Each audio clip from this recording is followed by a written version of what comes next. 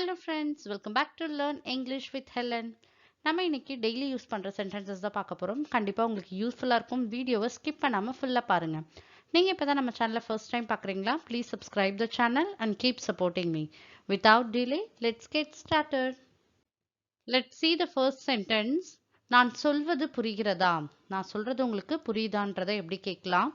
Do you understand what I'm saying? நான் சொல்றது உங்களுக்கு புரியுதான்னு அர்த்தம். Do you understand what I am saying? Next sentence is உங்கள் இழப்பை நினைத்து வருத்தப்படுகிறேன். அதை எப்படி சொல்லலாம்? I feel sad about your loss.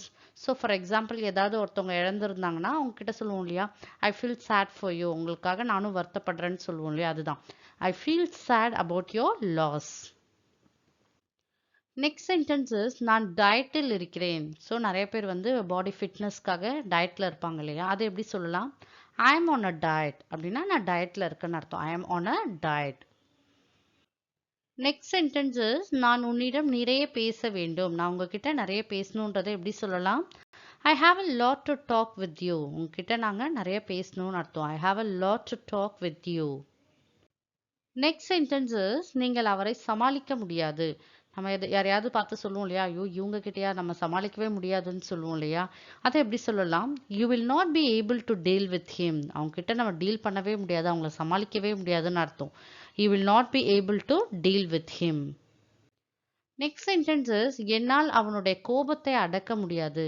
அவர் ரொம்ப கோவப்படுறாங்க, அவங்களோட கோபத்தை என்னால் அடக்கவே முடியல, கண்ட்ரோலே பண்ண முடியலன்னு சொல்லுவோம் இல்லையா, அதுதான் I could not calm down his anger. அவரோட கோவத்தை என்னால் கண்ட்ரோலே பண்ண முடியலன்னு அர்த்தம். I could not calm down his anger. Next sentence is அவர் தூங்குவது போல் தெரிகிறது. அதை எப்படி சொல்லலாம்? He seems to be sleeping. அவர் வந்து தூங்குறாருன்னு நான் நினைக்கிறேன், தூங்குறாரு போல தெரியுறாங்க அப்படின்றத எப்படி சொல்லலாம்? He seems to be sleeping. Next sentence is பகல் கனவு காண்பதை நிறுத்துங்கள். ஸோ எல்லாரும் சொல்லுவாங்களே பகல் கனவு காண்பிட்டே இருக்கியான்னு கேட்பாங்களே, அதை வந்து ஸ்டாப் பண்ணுங்க, பகல் கனவுலாம் காணாதீங்கன்னு சொல்லுவாங்க இல்லையா, அதை எப்படி சொல்லலாம்? Stop day dreaming. நைட் ட்ரீமிங்னா நைட்டில் நம்ம கனவு காண்றதை நைட் ட்ரீமிங் சொல்லுவோம். ஸோ பகல் கனவை வந்து நம்ம டே ட்ரீமிங் சொல்லுவோம். Stop day dreaming. Next sentence is அவரை சந்திக்க எனக்கு நேரம் இல்லை. அவங்கள மீட் பண்ணுறதுக்கே எனக்கு டைமே இல்லைப்பான்னு சொல்லுவோம் இல்லையா, அதை எப்படி சொல்லலாம்? I don't have time to meet him. அவரை சந்திக்கிறதுக்கு, அவரை மீட் பண்ணுறதுக்கு எனக்கு டைமே இல்லைன்றது அர்த்தம். I don't have time to meet him. Next sentence is உங்கள் அலட்சியத்தால் இது நடந்தது.